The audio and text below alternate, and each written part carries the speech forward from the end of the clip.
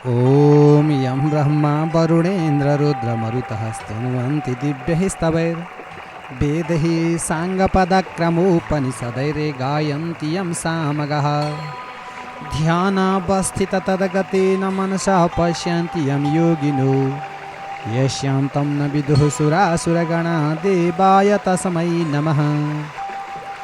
श्रीमच्चन्दनचर्चितोज्ज्वलवपुः शुक्लाम्बरा मल्लिका मालालङ्कृतकुण्डला प्रविलसन्मुक्तावलीशोभिता सर्वज्ञाननिदानपुस्तकधरा रुद्राक्षमालाकरा वाग्देवी वदनाम्बुजे वसतु मे त्रैलोक्यमाता चिरं।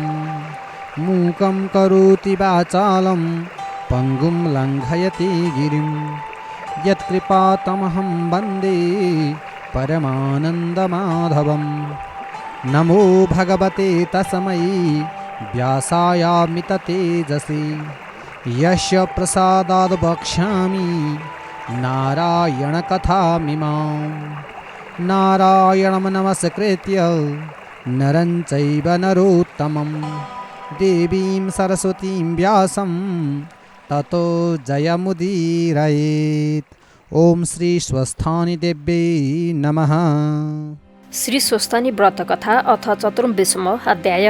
कुमारजी आज्ञा गर्नुहुन्छ, हे अगस्त्य मुनि, तहाँ उपरान्त गोमा ब्रह्माण्डी धागोको लरिया लिएर चन्द्रज्योति नगरमा बराईको घर गएर मेरा घरमा सप्तऋषि आएका छन्, तिनलाई खान दिन यो धागोको पान देऊ भनिन्। तब बराई भन्दछन्, हे गोमा ब्रह्माण्डी, पान कति छैन, भए जति सबै हिजै बेचिसके, नपत्या हेर्नुहोस् भनेर छोपिराखेको पानको भाँडो उगारी देखायो। तब भाँडाभरि पान देखियो। यो के आश्चर्य भयो भनी चिन्ता गरी, हे गोमा ब्रह्माण्डी, यस भाँडाको पान हिजो नै बेचिसकेको थिएँ, सप्तऋषि आएका छन्, तिनलाई खान दिन भन्दा यस्तो भएको भनी बहुतै लाज मानी, तिमी धन्य, त्यो धागो मलिन्न भनी आधा पान सुपारी समेत ऋषिहरूलाई खान देऊ भनेर दियो। गोमा ब्रह्माण्डी मनमा आनन्द गरी पान सुपारी लिआउँदा सप्तऋषिहरूलाई देखिनन्। अरू थोक नभए पनि पानले पाहुना मानेर सम्मान गरूला भनेको म पापिनीका हातको पान खानु पर्ला भनेर गएछन्। म धिक्कार रहेछु भने धेरै बेरसम्म खुबै विस्मात गरिरहिन्। केही मन शान्त भएर हातमा कुचो लिएर पिन्ना उठाई बढार्न लाग्दा ऋषि मुनिहरूले छाडी गएको द्रव्य देखिन। त्यो द्रव्य पाएपछि ऋषिहरूले बताए झैँ पौष शुक्ल पूर्णिमाको दिनदेखि हात गोडाको नङ काटी स्नान गरी शुद्ध भई एक भक्त रही एकचित्त रही गरी मध्यकालमा श्री महादेवको पूजा गरी रात परेपछि सुन्ने कोही नहुनाले ओछ्यान चर्खा इँटा धनु मुख्यान्जी राखी श्री स्वस्थानी परमेश्वरी व्रत कथा भन्दथिन्।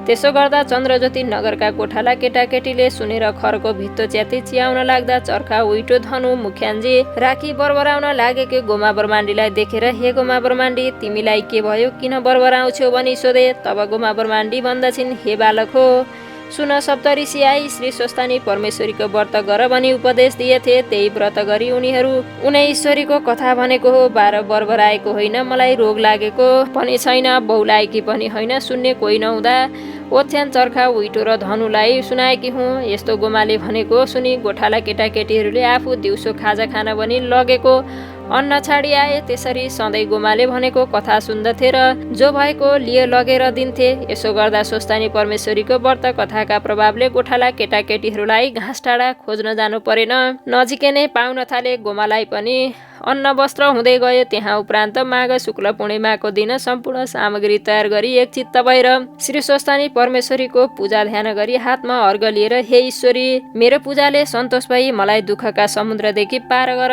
फेरि मेरो पुत्र नवराज आफ्ना बाबुको खबर लिन गएको चाँडै आइपुगोस्।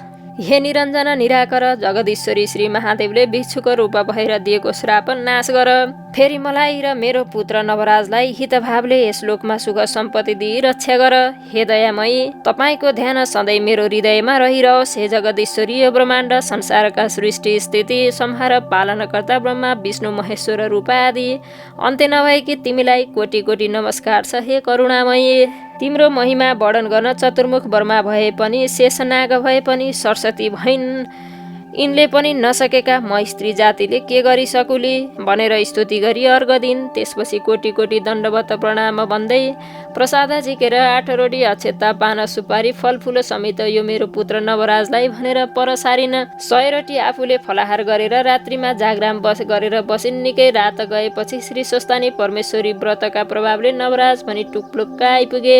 बाहिरबाट हे माता भनेर बोलाए। गोमाले आफ्ना पुत्रको बोली चिनी र गोमा बाहिर आइन् र भित्र डाकी बडो प्रीतिले बाबु कुशल छौ, तिम्रा पिताको खबर के छ भनिन्। तब नवराज भन्दछन् हे माता, भिक्षा माग्न भनेर गएका मेरा पिता गङ्गाको तीरमा ऋषिका आश्रममा गएर पूजा गर्न रुख चढेर फुल टिप्न लाग्दा हाँगो भाँचिएर खसी मरेछन्।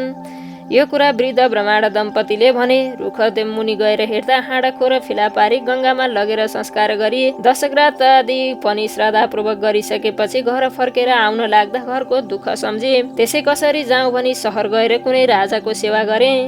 राजाले केही द्रव्य दिएर तपाईँको दर्शन गर्न आए।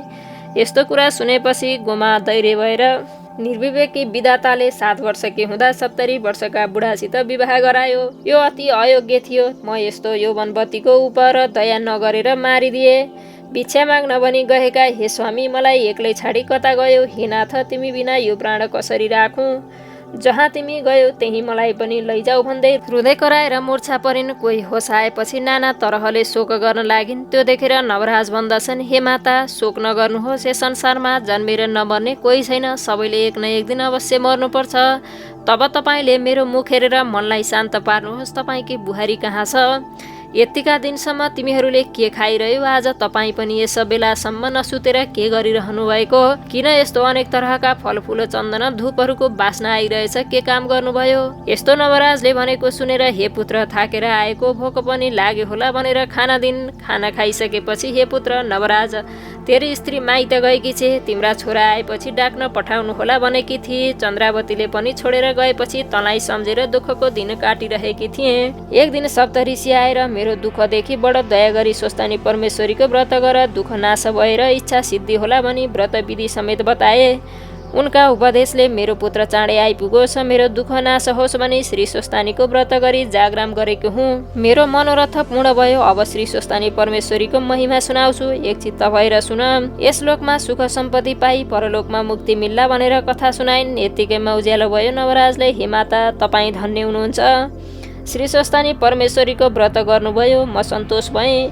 अब गङ्गामा स्नान गरी हिँड्यो। हरिहरको पूजा गर्दा गोमा ब्रह्माण्डीले गरेको श्री स्वस्तानी परमेश्वरीका व्रतका प्रभावले गङ्गाबाट हरिहर प्रत्यक्ष भएर हे नवराज, तेरी माता गोमाले श्री स्वस्तानी परमेश्वरीको व्रत गरेका प्रभावले हामी सन्तोष भयौँ। वरदानले भने यस गङ्गाको दक्षिण भागमा लावण्य देश छ। त्यहाँ राजा नहुँदा हात्तीलाई सुवर्णको कलश फुलको माला दिएर राजा खोज्न लगाएका छन्। त त्यहाँ जा, हात्तीमा हामी प्रवेश गरेर अभिषेक तँलाई दिउँला, राजा हुनेछस् भनेर वरदान दिए। तब नवराज हरिहरको स्तुति गर्दछन्। शङ्ख कपाल लिएका, वनमाला अस्थिर माला लाएका, द्वारका र शमशासनमा निवास गर्ने भएका, गरुण र विष वाहन भएका, 2 र 3 आँखा भएका, ओली र दक्ष प्रजापतिको यज्ञ नाश गर्ने भएका, मेघ र हिमालय पर्वतको जस्तो वर्ण भएका, लक्ष्मी पार्वतीका स्वामी भएका यस्ता तपाईँहरूले मेरो पाप हरण गर्नुहोस्।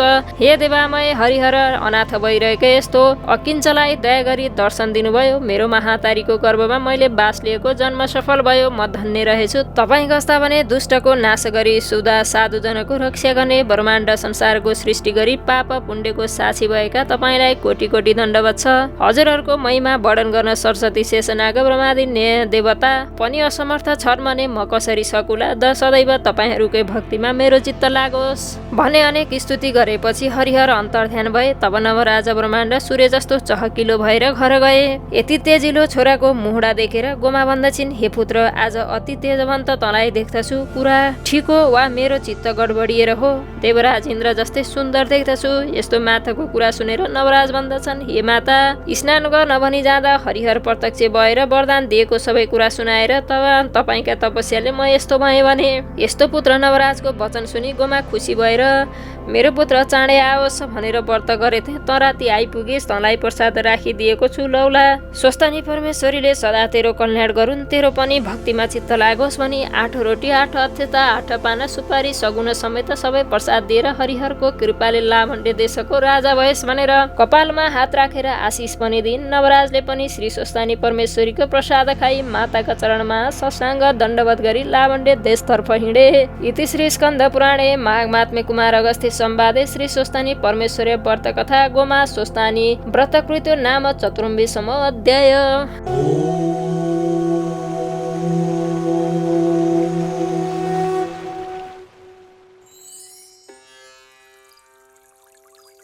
उपनयतु मङ्गलं वः सकलजगन्मङ्गलालयः श्रीमान् दिनकरकिरणनिबोधित नवनलिनदलनिभीक्षणः कृष्णः। काले वर्षतु पर्जन्यः पृथिवी सस्यशालिनी देशोऽयं क्षोभरहितो ब्राह्मणाः सन्तु निर्भयः। अपुत्राः पुत्रिणः सन्तु पुत्रिणः सन्तु पौत्रिणः निर्धनः सधनः सन्तु जीवन्तु शरदां शतम्। तत्रैव गङ्गा यमुना च तत्र गोदावरी सिन्धु सरस्वती च तीर्थानि सर्वाणि वसन्ति तत्र यत्राच्युतोदारकथा प्रसङ्गः। या कुन्देन्दुतुषारहारधवला या शुभ्रवस्त्रावृता या वीणावरदण्डमण्डितकरा या श्वेतपद्मासना या ब्रह्माच्युतशङ्करप्रभृतिभिर्देवैः सदा वन्दिता सा मां पातु सरस्वती भगवती निःशेषजाड्यापहा। कायेन वाचा मनसेन्द्रियैर्वा बुद्ध्यात्मना वा प्रकृतिः स्वभावात् करोमि यद्यद् सकलं परस्मै नारायणायेति समर्पये तत्। ॐ श्री स्वस्थानी देव्यै नमः।